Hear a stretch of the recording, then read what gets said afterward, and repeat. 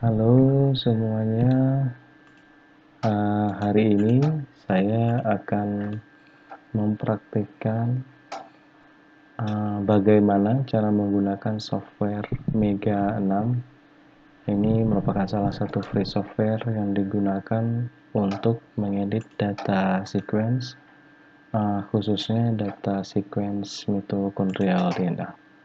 Mari langsung kita buka softwarenya. Nah, ini adalah tampilan dari software Mega 6 sendiri. Ada line, data, model, distance. Nah, pada video kali ini saya akan memulai dengan menu line, yaitu dimana kita membangun atau mengedit sebuah data sequence yang berasal dari data kromatogram.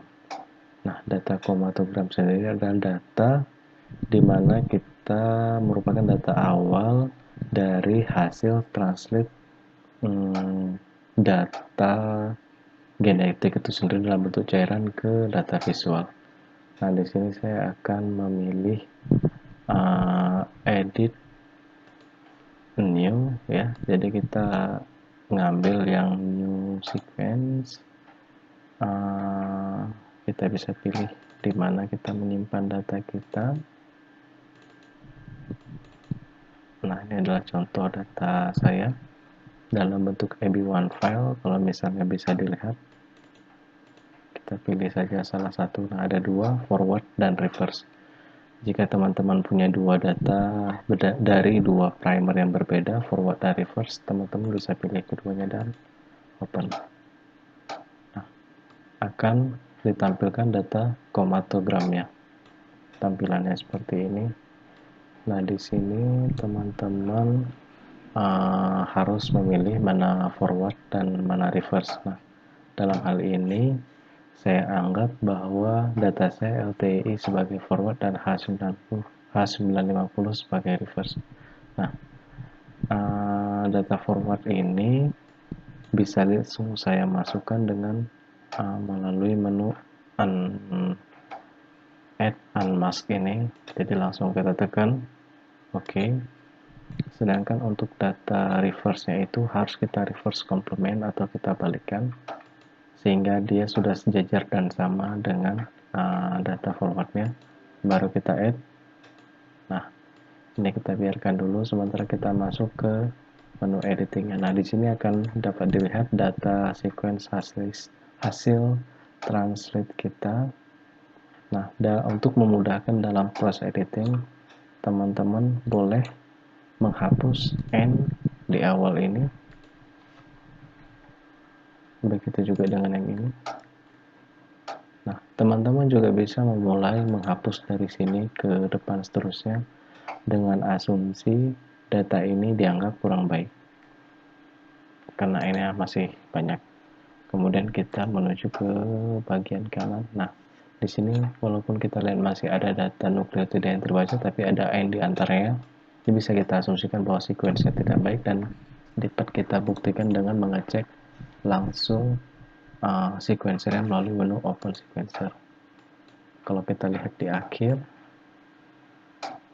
memang data ini tidak bagus meskipun ada beberapa nukleotida yang terbaca. Jadi sehingga bisa kita hapus mulai dari sekuensi yang bagus. Saya anggap dari sini kita bawa dengan tekan Ctrl Shift panah kanan hapus. Begitu juga bagian bawah Ctrl Shift panah kanan hapus. Nah, di sini kita mulai bisa mensejajarkan dengan cara klik pada salah satu nukleotida, Ctrl A dan pilih line DNA. Compute. Nah, sini sekarang data kita sudah sejajar, tapi ada gap di sini kekosongan. Nah, ini bisa dianggap sebagai variasi dari data kita. Tapi itulah keuntungan dari menggunakan data pembanding reverse tadi. Sehingga ketika kita menemukan gap atau N yang berada pada data yang berbeda, sehingga kita punya backup data lain untuk memperkuat keyakinan kita ketika mengediting. Nah, saya anggap bahwa data ini tidak begitu sempurna, dalam artian masih ditemukan beberapa N. Nah, cara mengganti N ini kita bisa mengeceknya dengan cara blok pada bagian belakang N seperti ini, Ctrl C, kemudian klik kanan, open sequencer lagi, kita tekan menu ini, find, masukkan yang kita copy tadi.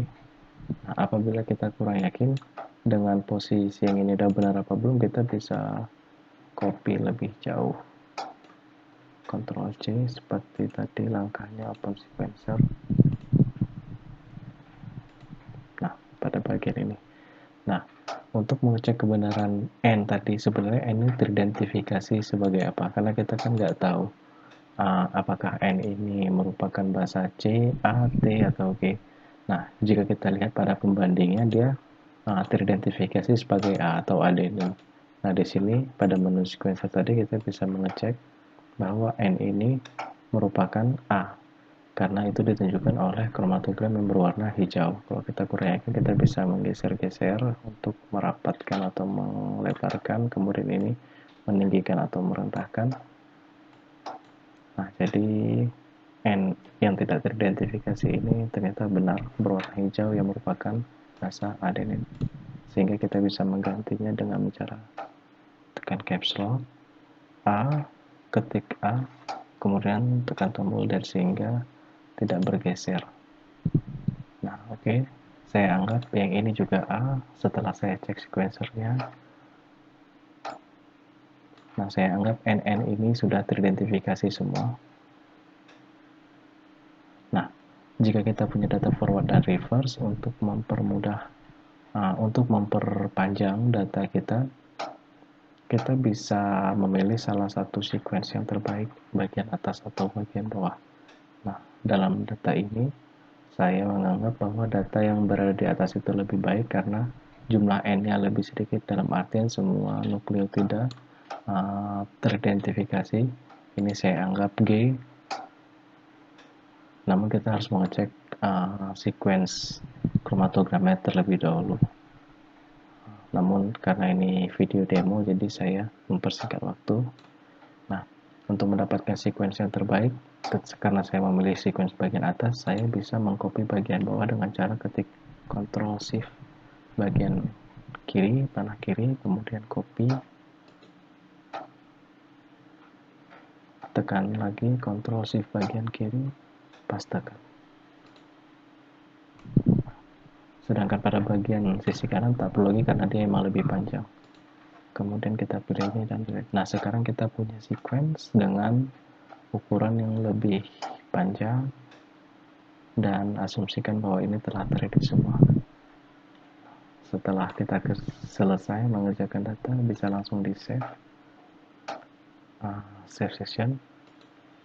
Ini merupakan mass file formatnya, karena data ini bisa kita buka lagi di Mega 6 atau Mega 5 jika kita ingin mengedit atau menambahkan data yang lain. Kita juga bisa ekspor dia ke Mega format, FASTA format, atau POW format untuk analisis lebih lanjut. Jadi seperti itulah cara mengedit data sequence. Nah, perlu saya sampaikan adalah data kromatogram ini apabila telah selesai langsung bisa ditutup. Nah, tapi jika dia meminta apakah kita ingin men-save perubahannya, tekan 0. Begitu juga dengan data yang ini. Nah, kenapa dia minta perubahan? Karena kita tadi telah mereverse complement, sehingga dia mengasumsikan bahwa ada perubahan pada data dan meminta untuk meng-save ulang. Nah, kenapa kita nggak save lagi? Karena itu merupakan data awal kita tidak mau merubah data awal yang kita dapatkan, biarkan dia sebagai raw data atau data mentah, sehingga di kemudian hari kita membutuhkannya, kita masih memiliki data mentah yang bisa kita gunakan. Terima kasih. Itu saja tutorial singkat dari saya bagaimana cara menggunakan software Mega 6 ini. Sampai jumpa pada video berikutnya. Terima kasih.